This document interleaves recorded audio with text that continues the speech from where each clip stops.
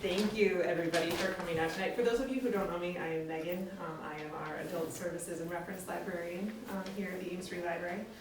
Before we get started with tonight's program, just a little reminder that coming up, we have a fundraiser for the library taking place on Friday, March 13th, The Curse of the Leprechaun. It is our annual Irish pub.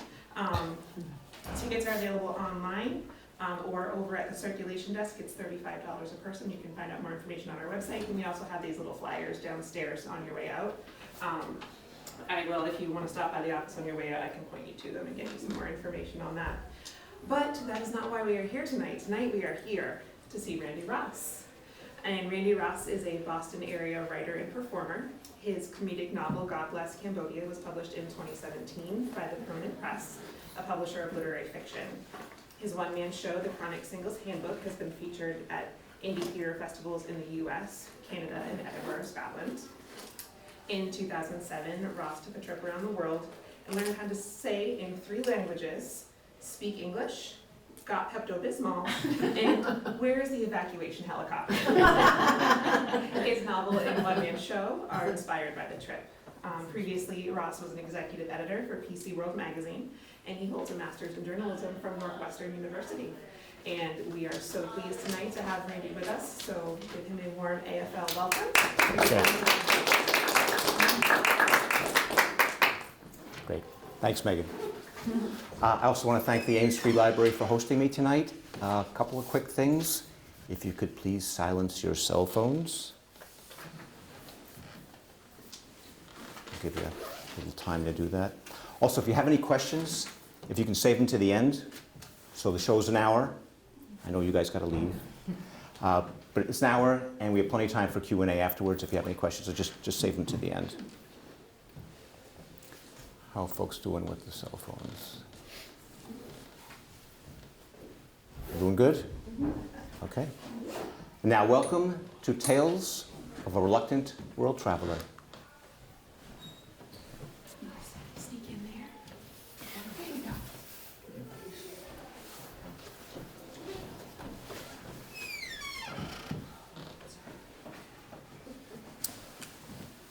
Cholera, plague, Japanese encephalitis, typhoid, typhus, trench fever, yellow fever, dengue fever, diphtheria, dysentery.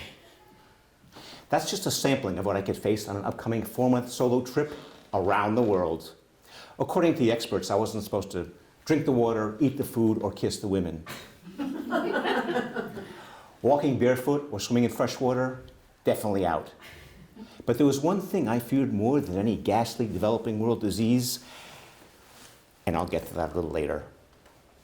So this trip took place in 2007. I'd been working as an editor for PC World magazine for 16 years. One day, laid off. A month later, my girlfriend gave me the heave-ho. So I moped around my apartment for a couple days, and then I moped around the coffee shop, and then I moped around the gym, and then I started moping around the local bookstore. And I found myself in the travel section. And I started thumbing through all the rough guides, the Lonely Planets, and you guys have seen these books, the gorgeous photography and the sumptuous text about the places you'll go and the people you'll meet and the things you'll do. And pretty soon I could smell the coconut suntan lotion. I could hear the bellowing of howler monkeys and the screeching of macaws. But there was one thing that concerned me. Every one of these books had a graphic, detailed passage on sexually transmitted diseases. So my first reaction was, whoa. Then I thought to myself, wait a minute. Maybe these world travelers are a friendly bunch.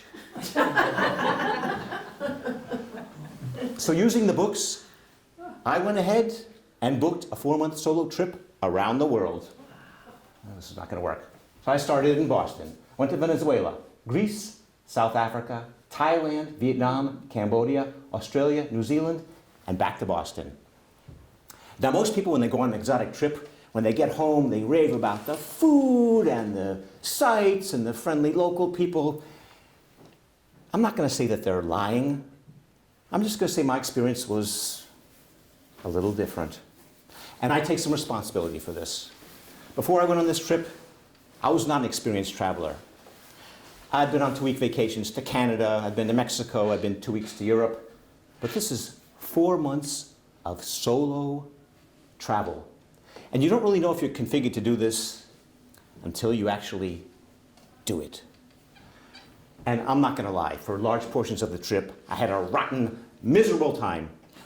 And I take some responsibility for that. Again, I was not an experienced traveler. Also, I'm not the hardiest person in the world. I'm not big on, loud noises, weird smells, or being crammed together with people who sweat. Public toilet seats, some people put down 1 layer of toilet paper. I put down 3. Another issue is I spent a little too much time on the internet. So after I'd gone ahead and bought the tickets, spent all this money, booked all this stuff, I couldn't stay off the internet. And guess what I found? So this is a slide from the Center of Disease Control. Oops. That's not supposed to happen.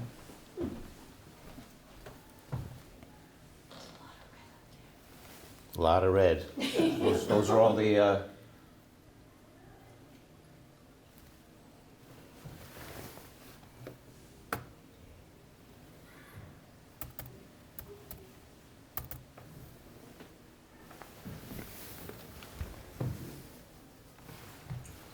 Okay. This is why they laid you off at PC. There's always we got another comedian here. Oh, there. That'll fix you.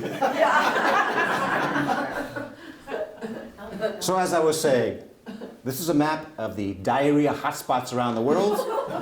And the black arrows are where I was going. So yeah, I was going to be hitting all the diarrhea hotspots. But there was one thing that concerned me even more. We have any doctors out there? Okay, there's something called guinea worm disease. Anybody heard of this? No. Okay, so earlier I mentioned that the experts, they don't want you, certain countries, they don't want you drinking the water or swimming in fresh water. And what they're concerned about are parasites. And one of the parasites is called guinea worm disease. And the way this works is you ingest some infected water, parasite gets into your body, and over the course of time, it grows into a 3-foot worm that apparently you can feel crawling around under your skin. And then when it's ready to reproduce, it pops its head out of a blister in your foot. Oh, okay, you want me to, I hope did I traumatize? Yeah. I hope I didn't I hope I didn't trigger anybody. I really need this. What the? Oh, jeez. Set aside. Whoa, jeez. So that's when I decided to consult an expert. 6 weeks before my departure, I found myself in the waiting room of a Boston travel vaccine clinic. A nurse wearing a black hoodie under a lab coat hustles me into her office. Her computer has a bumper sticker. I stop for entrails. So, she asks, where are we heading? Let's see, I'm going to Greece and South Africa, Thailand, Venezuela, Vietnam, Cambodia, Australia, New Zealand. Wow, wish I got that much vacation. Actually, I just lost my job. Aw, bummer. She taps her keyboard and looks directly at me. You're gonna need 7 shots, 3 more visits, and we'll need some blood. A newbie, eh? You'll be fine. Then she hands me pamphlets on malaria and something called chikungunya fever. Then she starts doling out the prescriptions. If you get the runs, in Vietnam, take ciprofloxacin. In Thailand, take azithromycin. In Cambodia, I want you to take Pepto-Bismol daily. It can turn your tongue black, but some women might like that look. By the time she finishes with me, I'm afraid to leave my apartment, never mind the country. But there's no turning back. I've already spent $6,000 on plane tickets. I better come back with something that doesn't require antibiotics. A job, a woman, or at least some material for my Match.com profile. Best thing of all, the nurse said where I'm going, no guinea worms. So, I was off.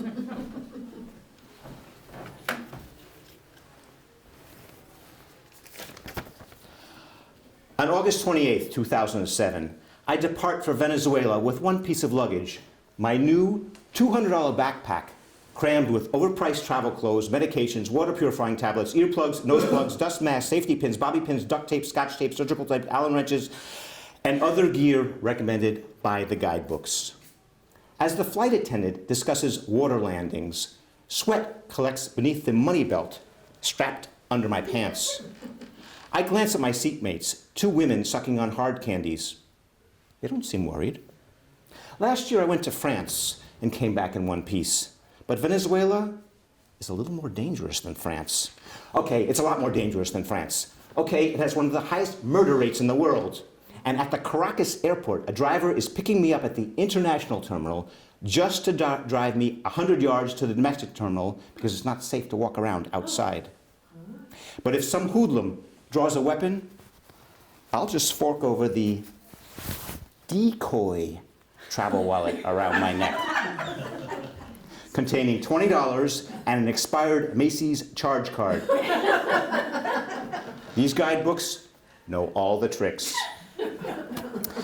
As I'm adjusting the decoy wallet, I hear a loud crack and my seat cushion, which I've heard can double, and clutch my seat cushion, which I've heard can double as a flotation device. A cloud of cinnamon stings inside my nostrils. The woman next to me is chomping on a fireball. I sneeze into the sleeve of my moisture-wicking Oxford and resume my personal inventory. A hidden security pocket in the shirt contains photocopies of my passport and credit cards, plus U.S. consulate phone numbers for the 7 countries I'm visiting. My money belt holds my water plane tickets, $500 in cash, and a list of Western-trained doctors on each continent. I'm not done yet. I've emailed myself scanned images of my tickets, passport, and immunization card. I've taken every precaution recommended by the guidebooks and the State Department. The rest is up to fate. There's a tap on my arm. I instinctively cover my money belt with my hand. The woman next to me smiles and hands me a jawbreaker. Her elbow brushes mine. I relinquish the armrest and stare at the ceiling. The seatbelt sign goes off. The drink cart is free to move about the cabin. So this was my first stop was Venezuela. So we're right there, base of the Caribbean. And what I was doing is, so I was going to go windsurfing. There's an island, the second arrow, it's called Margarita Island, world famous windsurfing area. So what I had to do, I was flying into Caracas. So the windsurfing company gave me these instructions. So I flew into Caracas and they said, you look around for a guy with a sign with your name on it. I found the guy. He grabs me by the hand. He takes me out to the curb. We get into this huge black SUV. We drive 100 yards to the domestic terminal. International terminal to domestic terminal. Big black SUV. We get out. He grabs my hand. He takes me inside and he buys my domestic ticket. And he points to a chair and says, you stay there until they call your flight. And that's exactly what I did. I get it. Caracas is a dangerous place. Another issue I had with the trip, I take some responsibility for this, but so this whole notion of budget travel, you know, it's also called backpacking. And most people, when they go backpacking, they're how old? 20? I was 47 when I took this trip. And this whole idea of living out of a backpack, so that's the actual backpack I took on the trip. So basically, if it doesn't fit in the backpack, it doesn't go on the trip. Actually, I took two backpacks, the little red one over there. I'm going to show you how this works. But basically, so if it doesn't fit in the backpack, it doesn't come on the trip. So I was basically wearing the same clothes for 4 months. I did wash them, but when I got home, some of them had to be burned. Some of them were fine. Actually, I took this pants and this shirt, took them on the trip, washed them. They smell, you don't smell anything. Okay, yeah, they're okay. But this whole idea of living out of a backpack. So the way this works, so you have 2 backpacks. One goes on the front, and in here you put your water, your map, your tickets, anything you're going to need right away. And on your back goes the big one. Any hikers out there? Okay, so if you know anything about hiking, you've got these hip straps. You don't use these on, you have the strap clip behind you, so this thing can go through X-ray machines. You can pop, actually nowadays you couldn't take this onto the plane, but when I took the trip, I was able to take this onto the plane, so there was no checking it, no losing it. So if you see anyone walking around town and they've got 2 backpacks on, they got the front one, that's usually the giveaway that they're not just passing through, they're traveling for a period of time. So, okay, so one problem, living out of a backpack, same clothes. Another issue was, so I was gone for 4 weeks, I was gone for 4 months, 16 weeks. I couldn't afford to stay at Hyatt Regencies every night. So all the guidebooks, they recommend you stay in a hostel. And who stays in hostels? They're called youth hostels for a reason. So here we are. We're in New Zealand. I'm out with all my hostel mates. And yeah, they're all in their 20s. And they're like, this is great. Yeah. And there's me in the corner. Just get me the hell out of here, please. Another issue, the flights. So I was not flying first class. I was not flying business class. I was barely flying coach. So a lot of my flights were red-eye flights. 1 month I took 3 red-eye flights. Also, a lot of these flights, not only were they red-eyes, but there were multiple stops. So anytime there was a stopover, I made sure that the stopover was between 4 and 5 hours. So that way if the flight came in was late, or if I had trouble getting through customs, I had a window, because if you miss one of these flights, cascading effect, and you could be stuck someplace.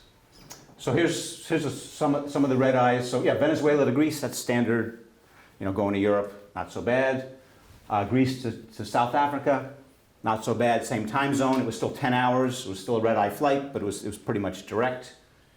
The absolute worst flight was from Cape Town, South Africa to Bangkok.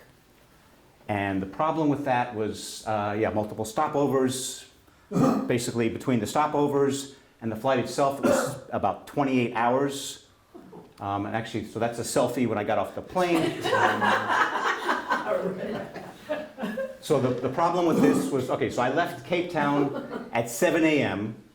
I went to Johannesburg, waited around for 4 hours, got on a flight, went from Johannesburg to Hong Kong, 5-hour stopover, Hong Kong to Bangkok. So I left at 7 a.m. I arrived at 4 p.m. the next day. And then there was a 5-hour time change on top of it. So this was not a lot of fun. And I mentioned a youth hostel filled with youths. Still, there was one thing I feared more than a youth hostel filled with youths, and I'll get to that a little later. Another issue was, for some reason, I read all these guidebooks, and I was like, this is going to be fun, and everything's going to be great, easy, and so my expectations were a little out of line. So one of the things I was doing was I was going windsurfing.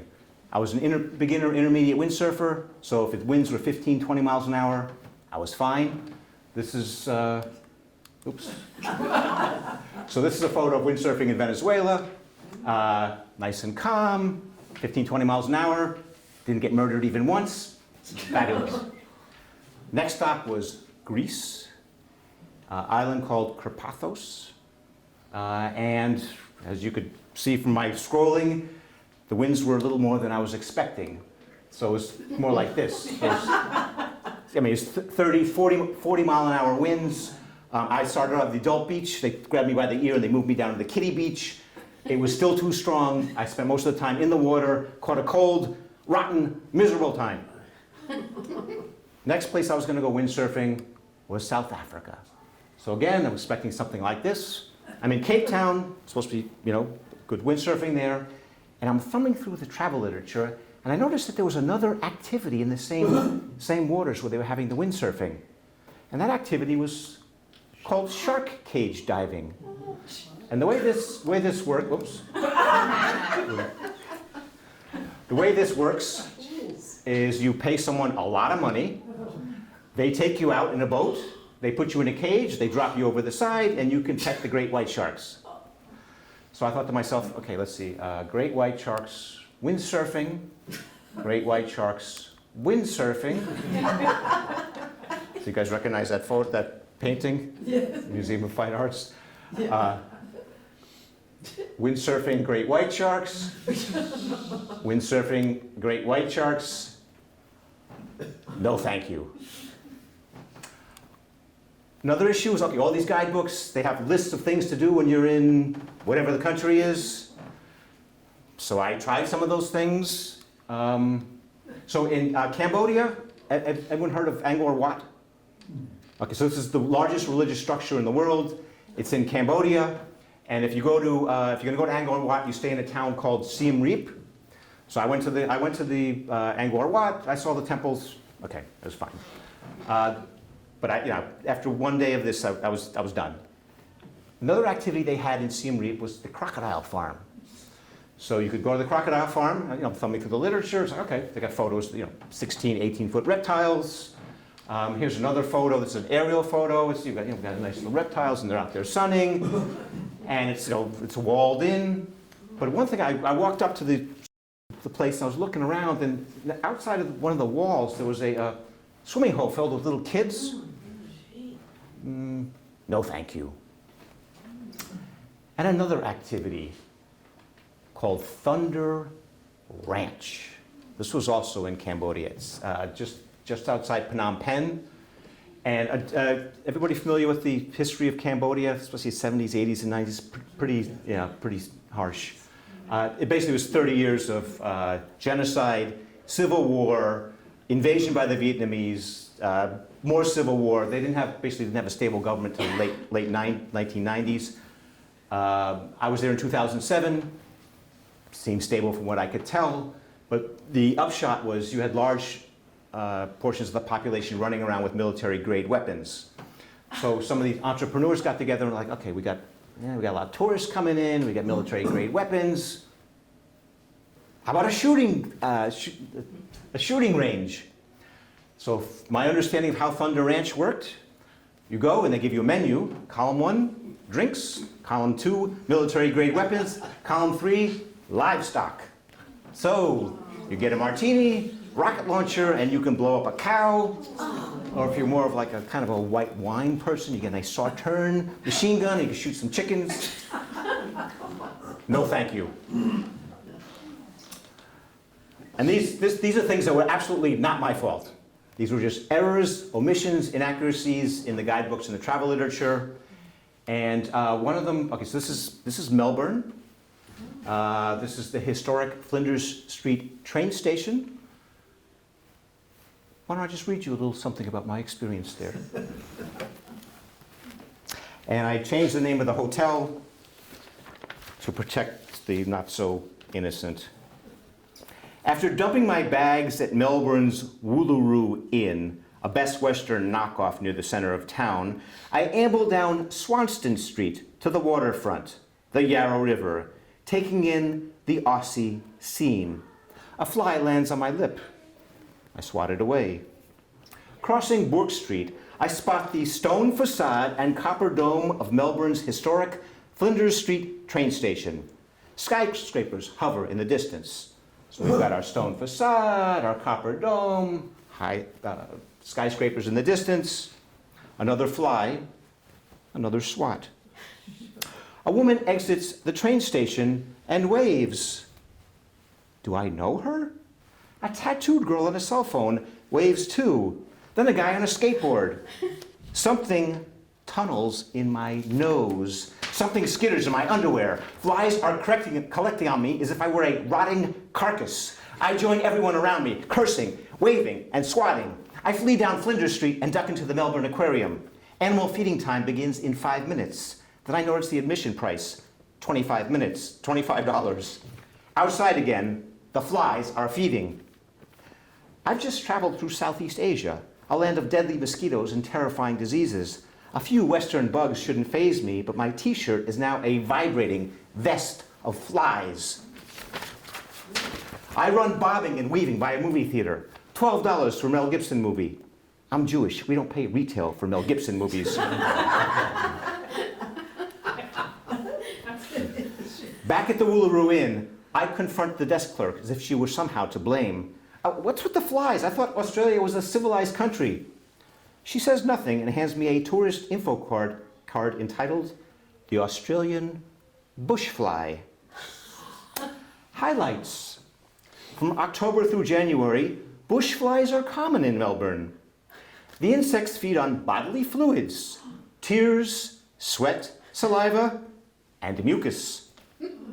Bushflies do not bite or sting. They lay their eggs in animal dung, not on humans. What a relief. The Aussie salute, a waving motion used by locals to repel the flies. Suggestion, wear a hat with a mesh net that covers the face. A sign behind the desk clerk advertises mesh net hats with the Woolaroo logo for $30. I don't pay retail for hats with logos.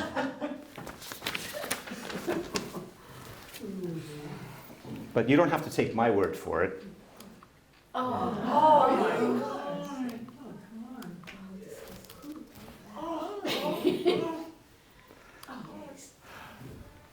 Another issue. So in Southeast Asia, cheap place to stay. You can stay at youth hostels, or you could stay something called a guest house. Now, when I heard the term guest house, I was thinking, exposed wood, plush mattresses. Maybe the next day, breakfast with blueberry pancakes and authentic maple syrup from Vermont. So my first guest house was in Phnom Penh. This was one that was recommended by Lonely Planet.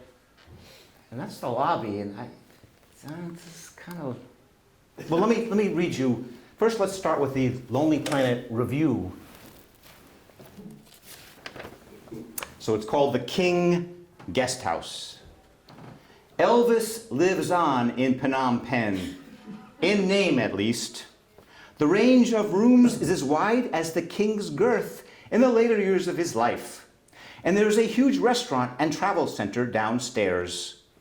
The Lonely Planet. So they were recommending it. Can I read you my experience? It's after midnight, and the King lobby is secured by a locked metal gate. I can just see the night watchman snoozing in a hammock draped with a ripped mosquito net. I tap on the gate. The man jumps up to let me in. I tip him $1. He gives me a little bow and climbs back into the hammock. As I start towards the darkened stairs, something lumbers under a couch, bolts past the hammock, and settles under a melamine end table. The creature is too large to be a squirrel and too small to be a Rottweiler. I crouch for a better look. It's a rat, a half-bald rat. I doctored that up a little bit. I follow the expert's advice for encounters with Cambodian wildlife and look for threatening gestures. Teeth gnashing, hair bristling, back arching, foot drumming, growling, ear flattening, tail between the legs, and backward earth flinging with hind feet. The night watchman snores. The rat remains still, watching me. I check for foaming mouth, cowering pups nearby, teardrop tattoos around the eyes. All clear, but the bald spot bothers me. I tiptoe to the staircase, giving the rat a wide berth. Sit, stay, I whisper. The nightman doesn't stir. So that was the King. And if you don't have to take my word for it, this is a book called Do Travel Writers Go to Hell? And it's about a Lonely Planet writer who comes clean. So part of the book is he goes to Brazil, and he's supposed to cover the country and recommend places to stay and things to do and places to eat. And the way apparently it works, Lonely Planet gives him some money, gives him a budget, and then sends him off. So this guy, young guy, gets down to Brazil. As you can see, he's having a pretty good time. After a week or so, he's blown all his money and he hasn't seen much of the country. So he just makes a lot of the stuff up. So at this point in the trip, I'm kind of depressed. I'm lonely. I'm having a rotten, miserable time. I haven't contracted a single sexually transmitted disease. I figured I'm going to die alone, and the sooner the better. So the first thing I do is I start eating off the food carts. One thing that was pretty tempting, $1 for dinner, I'll take a chance on it. So this is kind of a typical food cart. It's like a hot dog vendor. It's on the big wheels. They've got a heating element that's soup. But most of the food's just kind of sitting out in the air, and they just throw it into the little boiling pot. So I started eating in Bangkok off the street carts. I ate up and down the coast of Vietnam, Cambodia. Never got sick. Never met anyone that did get sick from eating off the food carts. So if you're going to start sampling the local food, you might as well sample the local vintages. And this is Vietnamese snake wine. So has everyone heard of the mezcal, the tequila-like drink from Mexico, where they put the little worm in the bottle? Vietnam, they're not screwing around. So this bottle is about this high, and there's an entire cobra in it. And this particular vintage, so there's our cobra, and he's got a scorpion in his mouth. And so this snake wine is supposed to have these magical properties. It's supposed to be great for the male virility. I sampled it, didn't do much for my virility. I lived, it was fine. Kind of rubbery, snaky aftertaste as you'd expect. So it's basically it's rice wine with the cobra in there pickling. So I started with the food, the wine, and then in these countries they call them adventure sports. So a lot of these countries, they don't have the same liability laws they have here. So you can do all this stuff that you probably couldn't do in the US. This was one activity. So New Zealand, there's two islands. There's a North Island and a South Island. And the South Island has a town called Queenstown, which has a lot of these activities. And this is called riverboarding. So you've heard of whitewater rafting? This is whitewater rafting with no raft. Basically, you have a boogie board. If you guys need to go, that's okay. You might want to stay for the next video, though. So you're on this boogie. It's a giant kickboard, and you can see these guys are heading into the rapids. Thanks for coming. I tried this. I wouldn't do it again. Here's a photo of, this is not me. This is somebody in the rapids. You wear a helmet. Looks like he's filming. The other thing I did in New Zealand,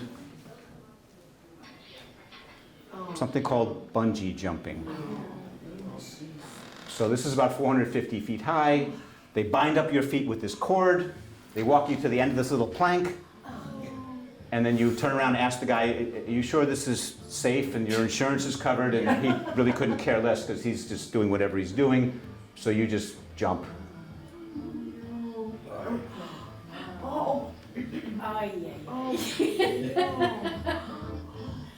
And when you jump, you yell, "Mommy."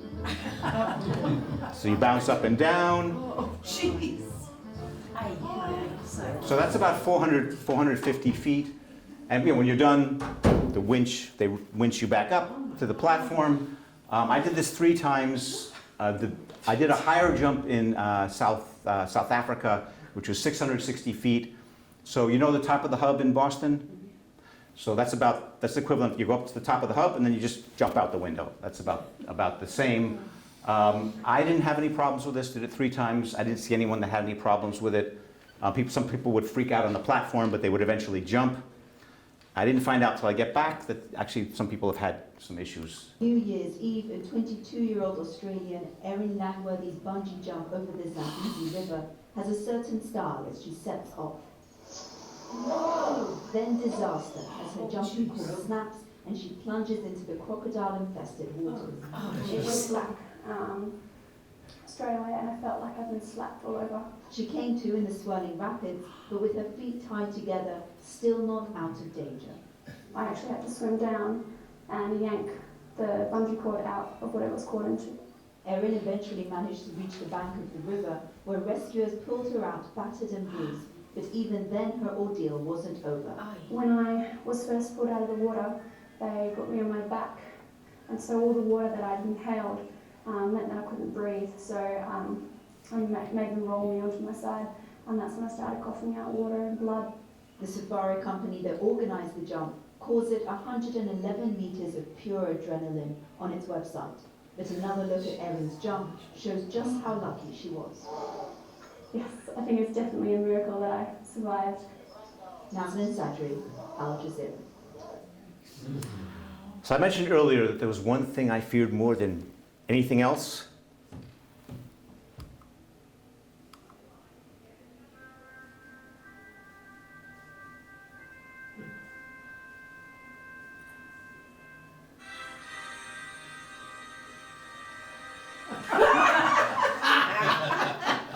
Anyone ever used one of these? Squad toilet, we got one. A few other people. For those of you that haven't, why don't you, let me read you a first-hand account.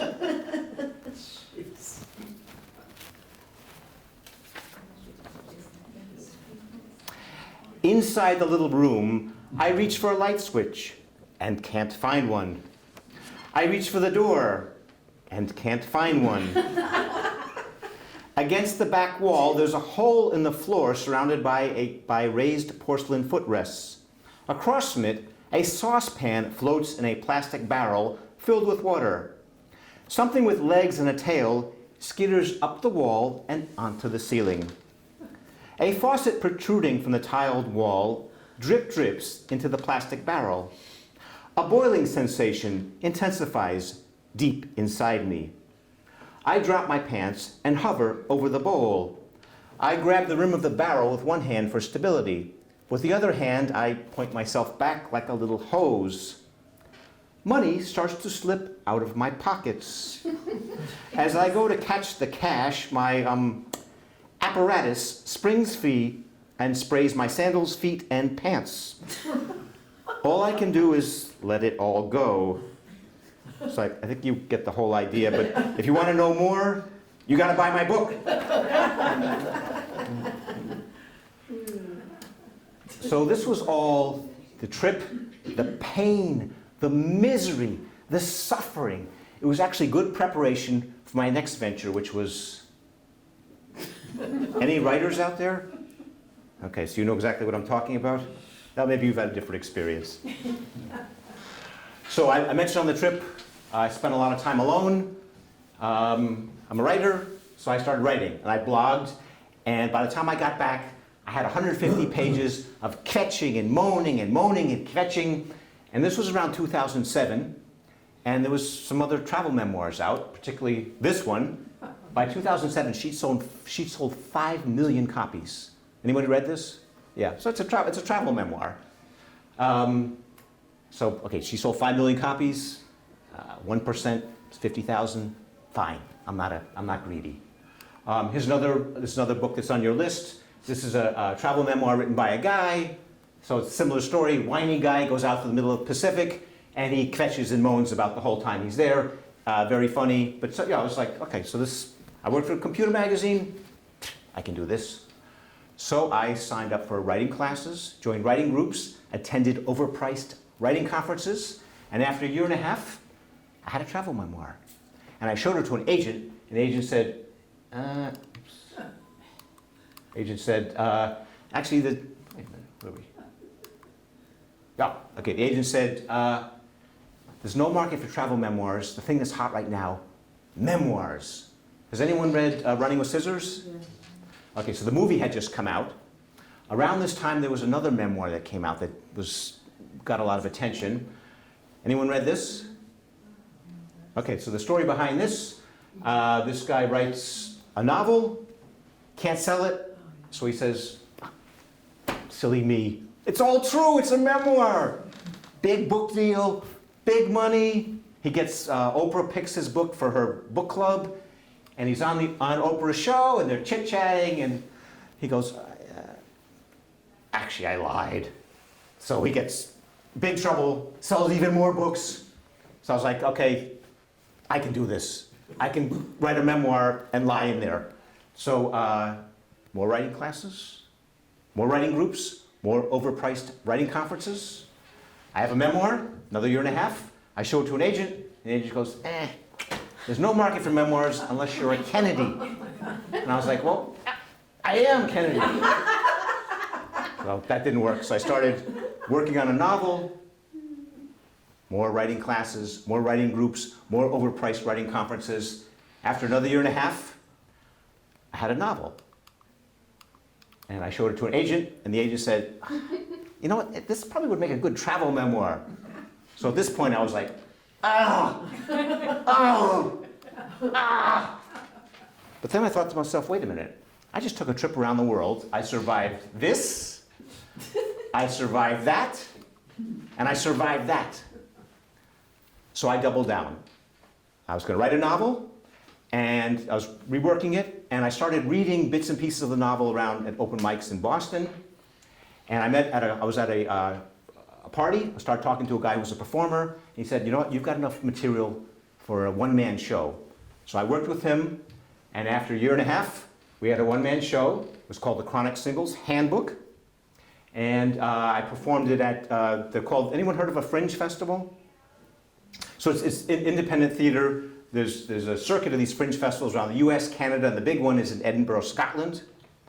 So I did 25 of these. I did Edinburgh. Actually, let me just tell you about the show. The Chronic Singles Handbook is about a chronically single guy who takes a trip around the world hoping to change his luck with love. Sounds kind of wholesome and sweet. You've heard of Eat, Pray, Love? This is nothing like it. Not even, forget I even mentioned it. There's adult situations, adult language, and more adult situations. So it's twice your daily adult requirement for adult situations in 1 hour. However, it's based on a novel. So these are high-end literary adult situations. This is not the cheap, sleazy stuff. Let me just give you an example from the show. Bangkok. Bang. The name alone sounds skeevy, and the moment I get off the plane, I'm on high alert.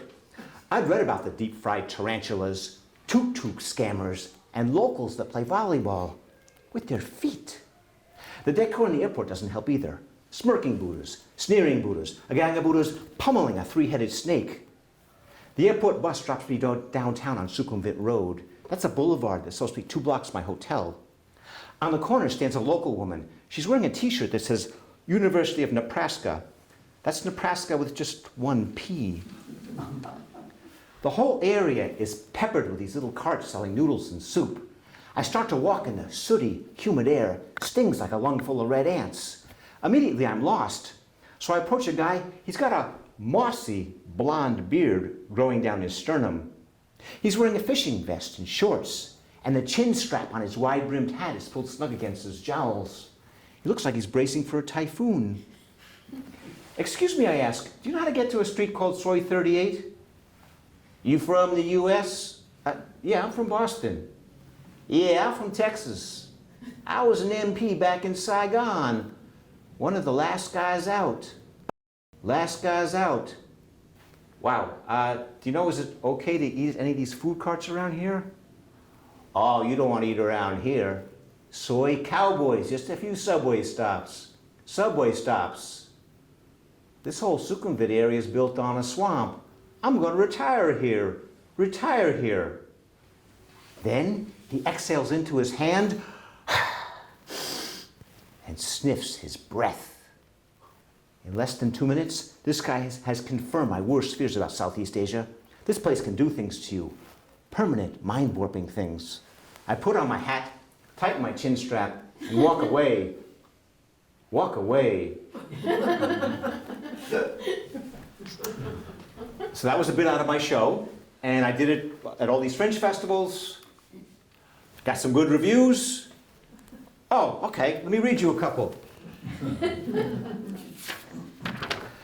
4 stars. Ross's honesty makes the self-deprecating voyage of sometimes lurid self-discovery a lot of fun to watch. Winnipeg Free Press. A delightful show that kept the crowd laughing at all the right times. A fringe show that is worth seeing for the chronically single or very married alike. Orlando Fringe Festival. Sharply funny, some of life's tougher punchlines, a quality solo show, Edinburgh Fringe Festival. So at this point, I'm feeling pretty confident. Show's doing okay. Another year and a half's gone by. I finished the novel. It's 80,000 words, so it's Microsoft Word pages. That's 325 Microsoft Word pages. Book, that's about 250, 275 book pages. But I'm done. Novel's done. The way this process works, actually, what do you write? Memoirs. Okay. So you have to deal with query letters. I'm sorry? Did you have to write a query letter? Yeah. Okay, so the way the process works, if you want to get a big publisher and the big money, you've got to get a literary agent. And to get a literary agent, you write a 1-page synopsis and pitch for your book, and then you send it to them, and hopefully they're interested. So so the query letter has 3 parts. I'm going to read you just a couple of them. The first part, my working title for the book was The Loneliest Planet, so I'm taking off on Lonely Planet. And so the first part of it is you kind of position it in the market and what other, quick description of it. So, dear agent, my comedic novel, The Loneliest Planet, offers an unflinching look at how men feel about sex, love, marriage, and massage parlors. The audiences include men seeking insight into their own psyche, women seeking insight into men, and anyone interested in a gritty, bittersweet romantic comedy. It should appeal to readers of Jonathan Tropper, Joshua Ferris, or Sam Lipsyte. Anyone familiar with any of those authors? There was a movie called This Is Where I Leave You. That was based on a Jonathan Tropper book. So they're whiny Jewish guys like me. So this is the market I was going for. So let the agents know where it is, where it fits in the marketplace. And then you have a short summary of the book. Some of it may sound a little familiar with my trip. The story follows the picaresque adventures. So the narrator, I used my first name. His name is Randall Burns. My first name is Randy, because in certain countries like Australia, South Africa, Randy has another meaning, which was appropriate for the book. The story follows the picaresque adventures of Randall Burns, 48, chronically single, and recently downsized out of a long-time job.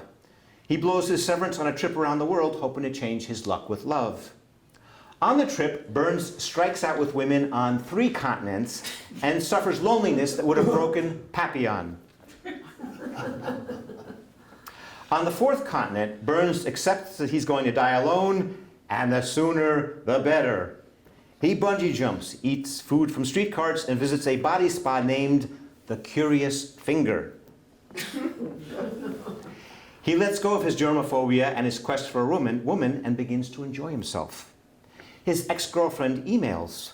She's now on antidepressants and sorry for her past behavior. Is his luck with love about to change? So that was my pitch for the book. I'm all set. Manuscript's done. Query letter's done. So I sent it to 30 agents, and none of them wanted it. I sent it to 40 more agents, and none of them wanted it. I sent it to 30 more agents, and none of them wanted it. So I sent it to a total of 110 agents. 7 of them requested the manuscript, and then didn't want it. I was going to send it to 120, but I just got too worn out. And I got the 120 number from, I was at a writing conference. I was talking to a literary agent, and one of his clients had sent his query letter to 120 agents. This agent was number 120, and the name of the book was The Silver Linings Playbook. So I got to 110, and the way the process works, if you can't get a big publisher because you can't get an agent, you start contacting small presses, smaller publishers, so smaller advances, smaller publishing runs, but you're your own agent. You're representing yourself. You send the manuscripts out yourself. So I sent it out to 5 small presses, and one of them wanted it. I got a call in February. These guys, late one night, I got a call from these guys. Loved your book. We want to buy it. We're going to give you a $1,000 advance. We'll send you a contract. So I get the contract in my email, And as I mentioned before, I spent a little too much time on the internet. So I start doing some research on small presses and contracts. And I found this website called Predators and Editors. And they have an article, fraud artists, scamming authors. I found another website called Writer Beware, and this is a publisher that's not paying their royalties. So I'm thinking to myself, okay, these small presses, they're rip-off artists, and they're scammers, and they're sleazeballs, and rip-off artists, and scammers, and sleazeballs, and they're parasites. So I hired a lawyer. So the lawyer goes through the contract, and he makes a bunch of suggestions. And I'm getting a little freaked out. He's suggesting this, that, and the other thing. And I put together, this piece of paper. If, then, that. I'm preparing for every single possible scenario because I'm going to call them on the phone. We're having the big negotiation. And I'm about to call the publisher. And I was like, there's one more person I need to talk to. My father. So my father was in his 80s, small businessman his whole life. He knows how to negotiate. So I call him up. And I'm like, Dad, I got this big negotiation tomorrow. Do you have any advice? And his advice was, well, how many other offers do you have? None. Shut up and sign the contract. So I signed the contract. The next step in the process is the publisher sends you book covers. These guys only sent me one book cover. So that's a beer bottle in the middle. And I was like, I worked on this book for 7 years, 8 years. Literary fiction, there's no beer bottles in literary fiction. That should be like a wine glass or a champagne flute, not a beer bottle. But the other thing they sent me was my author photo. So I showed the author photo to all my friends who also know nothing about publishing. And they were like, you know what? Why don't you tell them you want the author photo to be your cover? So it was this or this. So I'm ready for the big negotiation on the cover. I call my father, and he's not home. My mother picks up the phone. So I send her both of these images. And I'm like, yeah, Ma, any suggestions? And she's like, so, Mr. Big Shot author, how long have you been in book publishing? Ma, I think it's like 6 weeks. How long have they been in book publishing? 35 years. Shut up, the cover's fine. So the cover was fine. We're not done yet. They sent me the contract, but they also sent me a letter. And the letter says, Dear author, before you sign your contract, so I'd already signed it, but this was in writing that they sent to me. Before you sign your contract, we wanted you to know what the book world is like. Generally speaking, books by non-celebrities sell between 700 and 1,500 copies. To even ensure that many sales, it is imperative that the pre-publication reviews be good ones. And up at the top, no reviews, no book. So the way the process works, 3 or 4 months before your publishing date, they send the book out to reviewers. So my book was supposed to come out in March 2017. November 2016, they send it out to a bunch of reviewers. November, December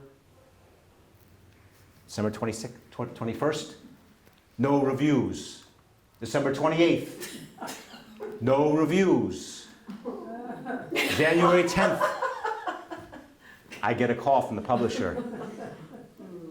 Bad news. No review, no book. So I'm begging, I'm pleading. I'll buy the whole run. My parents will buy books. And I'm in my therapist's office. I'm on the floor crying. And 7 to 8 years of my life and didn't know nothing. And 2 weeks later, I get a call from the publisher. You got reviewed. Kirkus reviewed it. And then a couple weeks later, Booklist reviewed it. So, after all the diseases and the parasites and the guinea worms and the great white sharks and the bungee jumping and the query letters and the rejections and the agents and the contracts and the lawyers, I finally got my book.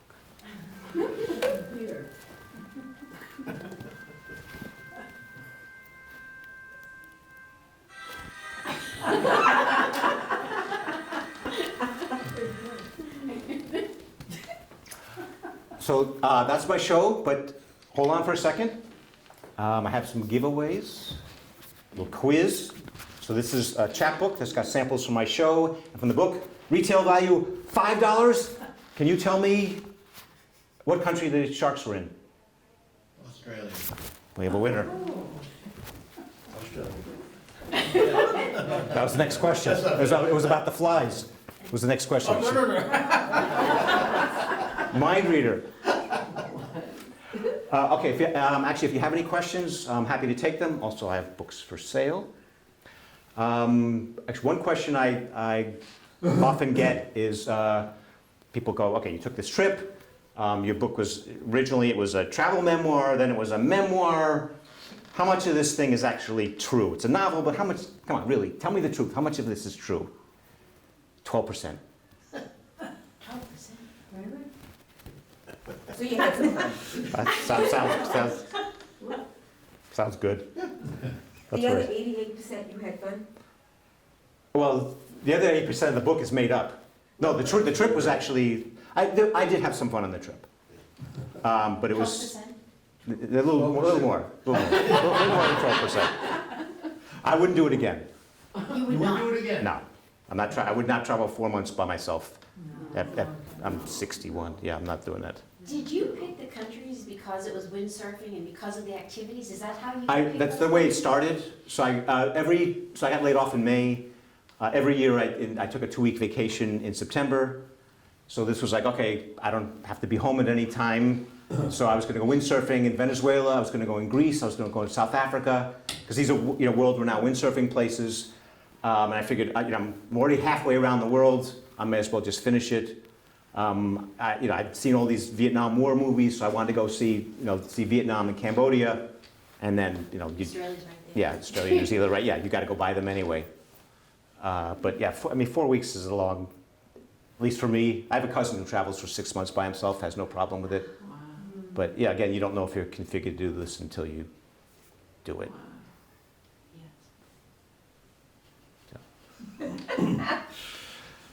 They changed the beer bottle brand. They did. I noticed that. Yes. So what was the story behind that? The other one was an actual brand. They actually said, that's just a made up. They made up. That's one made up. They would have had to pay royalty Yeah, well, or they would have gotten sued or something, yeah. to get sued. Yeah, it wasn't worth the. Did you develop any friendships along the way? People you stayed in contact with? I had a couple of people that I stayed in contact with for a couple of years, but yeah, this was 2007. Right. Yeah, Did- nobody at this Did you- point. I mean, when you travel out then, you tend to meet other travelers. You don't meet so many locals. Yes, yeah, that's exactly what. Especially if you're staying in hostels and Right. guest houses and. For what if you have relatives in other countries, it's really nice. Actually, I did South Africa. I had a cousin who was he was in a training program to be a travel guide. Yeah, Yeah, so he was working at one of the game reserves. So he took me out on 2 drives and let me stay there for free. And yeah, Yeah. but that was the only relative I had any place besides outside of the U.S. What was your original intent when you said, I'm gonna do this? I mean, was it adventure, was it veg out, was it to write the book after this? What I don't know. did you think you were doing? when you- I have no idea. You didn't know. I have no idea. You didn't have an intent. Nah, I have no. You just did it. Yeah, it was better than telling people I was going to be collecting. You'd say, look, I'm taking a trip around the world. And that did I- you have to call in once a month from around the world to get your unemployment? no, I didn't. No, actually, I didn't. I never got You an didn't unemployment. file. I never filed for unemployment. Really? Yeah, I got a good severance Yeah, package. you have to be looking for jobs. Yeah, and I didn't. Yeah. Well, I know that. Yeah, I was- You know, you have to call in once a month. Yeah, no, I was, It doesn't matter where. yeah. No, I didn't even didn't bother. Interesting. A little shop talk, Yeah. author, permanent press. I'd published with a lot of different publishers in mainly the small Yeah. presses. And that's the first time I ever heard of the clause that they will not publish your book unless you get pre-publication. Good reviews, positive reviews. Yeah, maybe they'll do an ebook, and you keep your advance. But they said, yeah, we're not going to spend the money because they do hardcovers. Okay, so they wouldn't, Yeah, it's expensive. So yeah, they're like, nobody, because they're looking for pre-sales. Oh, sure, Yeah, yeah, I and understand, yeah. Yeah, no, that's how they've been in business for 35 years. Smart. And that's how they take chances on debut authors, small press runs, but it's got to be some demand That's ahead of time. stipulated in the contract that they. It was in that letter, so they sent me the contract, and then they sent me a letter that went with it.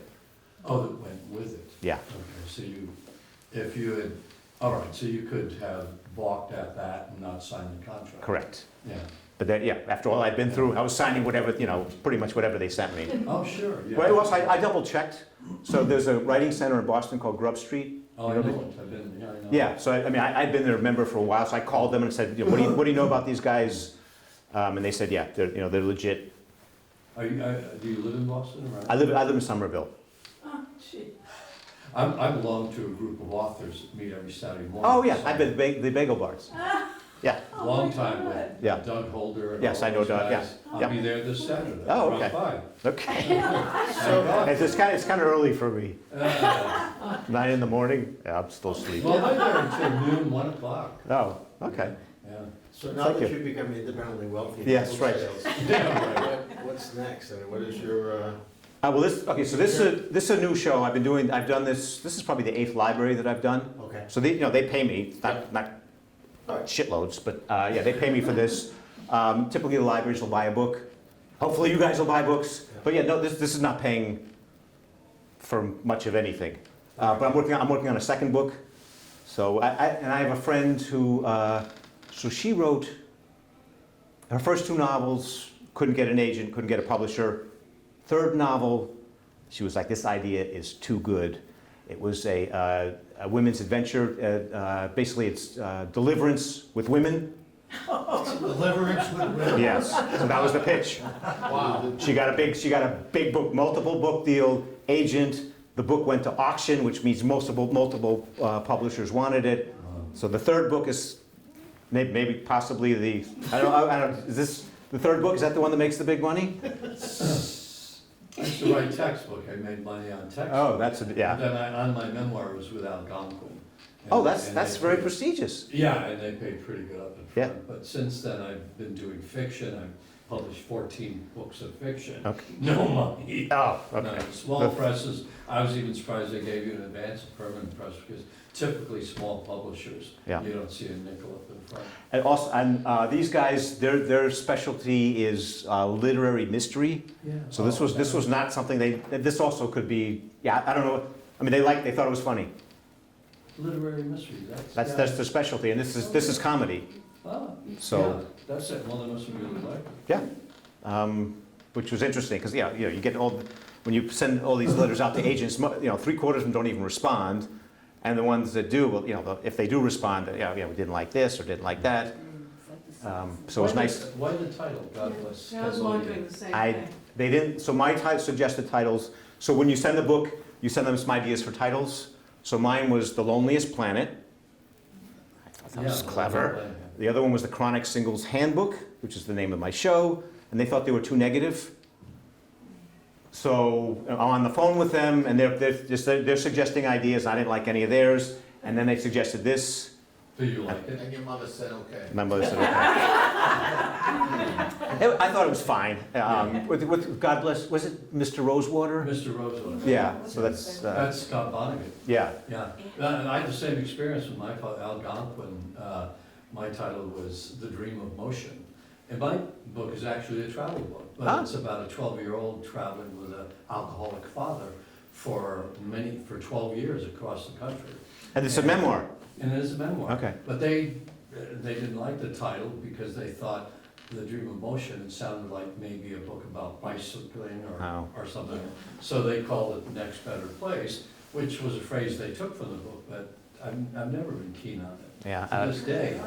Is she like, I oh, actually, I like it, I like that. do you? Yes, I do, I like it a lot, I guess yeah. I'm the only one that does. Does anybody like this title? I like it. Okay. Well, it gives It's a you- little misleading. It's a little bit, yeah, it's a little Misleading. misleading. Yeah. Well, yeah, that's so. Yeah, they got a beer bottle. Yeah, I- Well, yeah, that helps a little. But it sounds like you're just going to Cambodia. I mean, Yeah, that- yeah. that Well, doesn't- the thing in Cambodia is like a pivotal Point.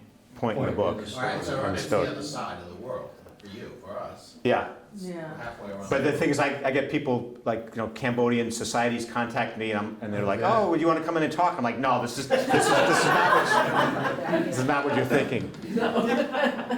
Did your job as a editor of PC Magazine, PC World, yeah. PC World, translate it all into this project? I don't know what your experience is, but I think journalism is the worst possible training for writing fiction, because journalism, you pack all the good stuff up front. It's pretty standard. Every paragraph, there's a topic sentence, and then everything under it expands on that. Fiction, the idea is to get people to the end, which is where the big payoff is. Also, sometimes you want to hide in the middle of the paragraph what it's about. This was not helpful. I mean, I know how to put a sentence together. I know how to organize things. I don't get too upset when somebody rips it up, because I have a woman that I pay to read my stuff, and she rips the crap out of it. But I've been through that before. But Try writing academic books. I wrote 15, 18 academic books, textbooks. Everything is formulaic, everything is structured, right, and shipped it into fiction. Yeah, that's okay. Which was liberating. No. How many photos did you take? None. What? That the one I have in there was somebody emailed. This was not a huge photography trip, you didn't? No, well, one of the things was I didn't want to carry anything that could be stolen. Oh, anything expensive. This was also 2007. I did take a cell phone with me, and it didn't work. I spent all this money to get it unlocked and buy this international plan, and most of the countries it didn't work. Really? No, I didn't want to carry anything. So Even the phone, was that? even with the phone. Well, 2007, I guess. Yeah, I don't think they had. Yeah, I don't think it had. So they didn't have the key. Now you could just do it with your cell phone.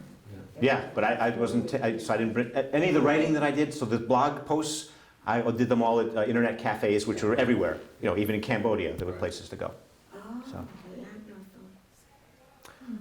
Okay, I'll actually. Oh, I didn't think the picture at the youth hostel looked that bad. Did you stay at a lot of youth hostels? And I stayed. I mean, it looked pretty. Yeah, you look like you Trivial to kind of me. were young enough to be amongst. Oh, aren't you It looked like- sweet? Actually, the one woman that was over. So somebody else took that photo and emailed it to me. Yeah. But then, there was one woman over in the corner who was. I think she was also in her 40s. Yeah. Yeah, but the rest of them were all in their 20s. I mean, they were nice enough. They probably were They looking after tolerated you. it. Yeah, look at the old man. Yeah, maybe. I don't. But there's I just didn't have that much to talk. So they're all talking about their roommates stealing their food, and I'm like, oh, actually, I own a place. So it didn't have a lot in And common. did you worry your parents to death? Were they crazy worried? They were a little worried. Yeah. Yeah, I didn't tell them too much until I Yeah. got back. And I would email them. Actually, I don't even. I might have called them. Yeah, they were worried. Yeah, Are they still around? they're still around. Oh, good. Yeah. Good for you. So, thank you. So I will let you guys go.